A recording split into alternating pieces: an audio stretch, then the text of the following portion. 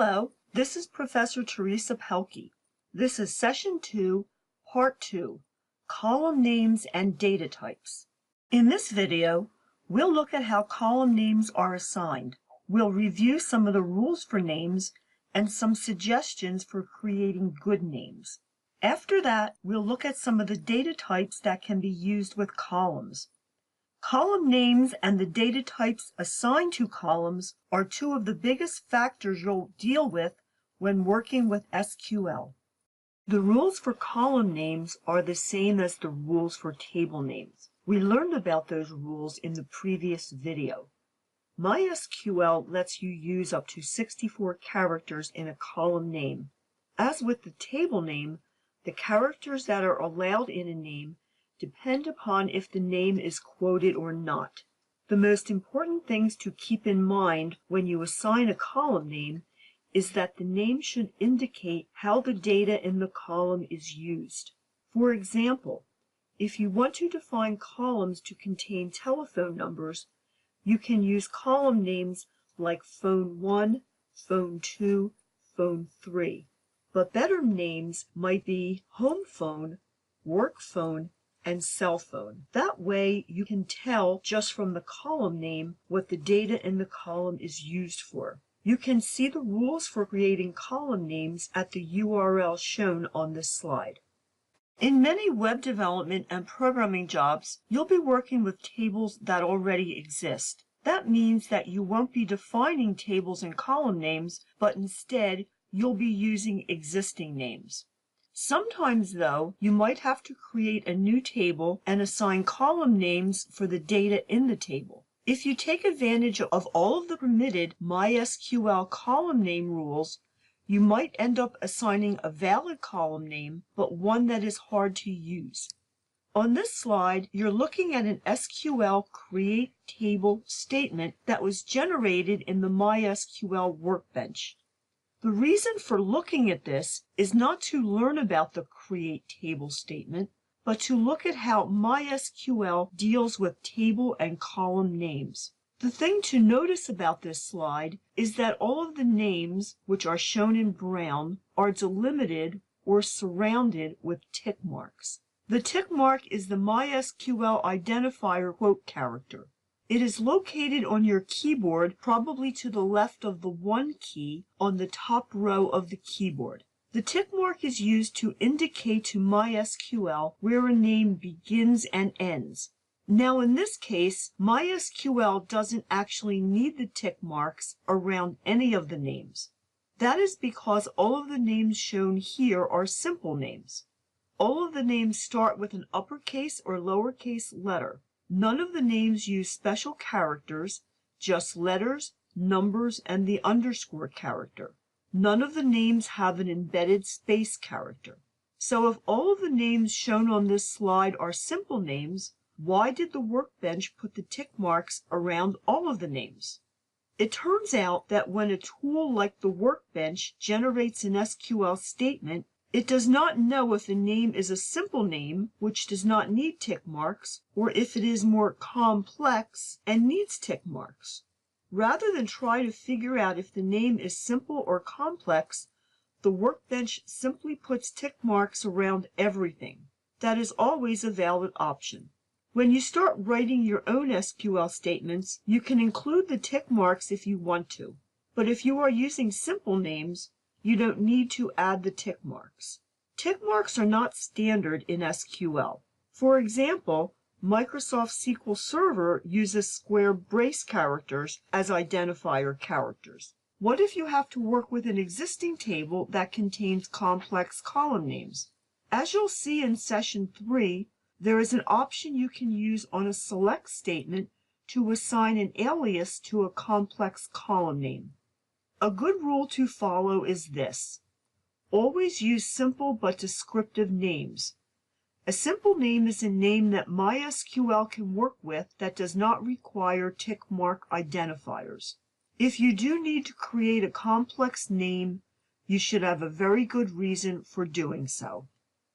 The two most important features of a column are its name and its data type.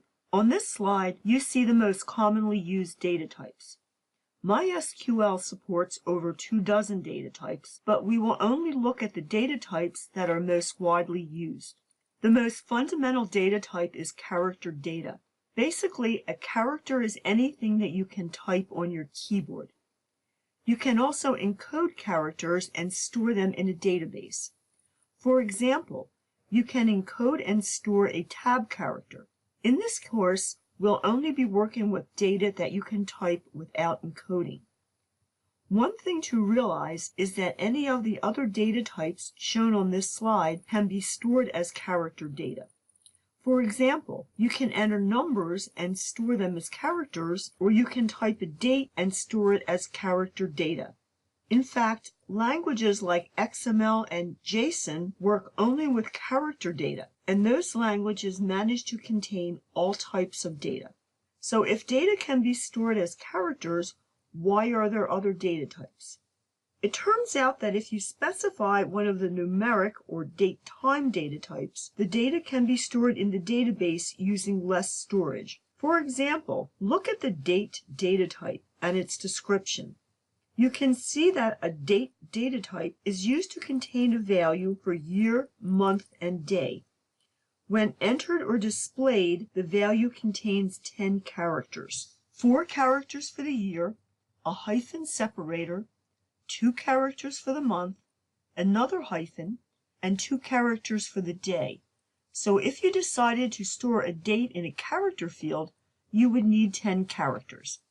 The unit of measure that is used to describe how much storage is required is called a byte.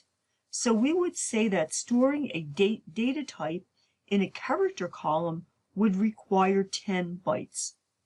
It turns out that if you define a column as a date data type, the same value only requires 3 bytes of storage, less than half of the room needed for a character data type. But the amount of storage required for a particular data element is only part of the reason why you define a column using a specific data type.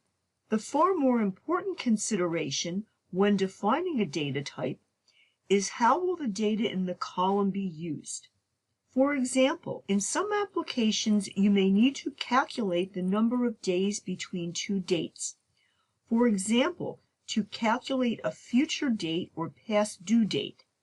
If you store dates as character data types, you would need to develop your own calculation routines to perform date calculations. If instead you define dates as date data type, you can use the date functions provided with SQL to perform date calculations. The same applies to numeric data. It is a very common requirement to perform calculations on numeric data. For example, if your database contains a quantity ordered and a price per unit, it would be simple to calculate the amount due by multiplying the 2 values. If the values were not numeric data, you would need to perform some character to numeric conversions first, then perform the calculation. So the most important thing to think about when defining a column is how will the data in the column be used. It is very important to think this through before you put a new table into production. If you need to convert to a different data type after you've already had data in the table, you'll need to modify the table and reload the data. Most likely, any applications that are using the table will also need to be changed. There are a lot of rules about the maximum lengths of data based on the data type, the ranges of numeric values, and other factors.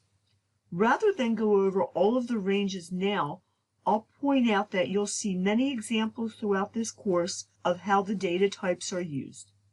The MySQL reference manual, which is available online at the site where you downloaded MySQL, includes a complex chart that shows all of the maximum lengths and ranges. Now that's all for this video.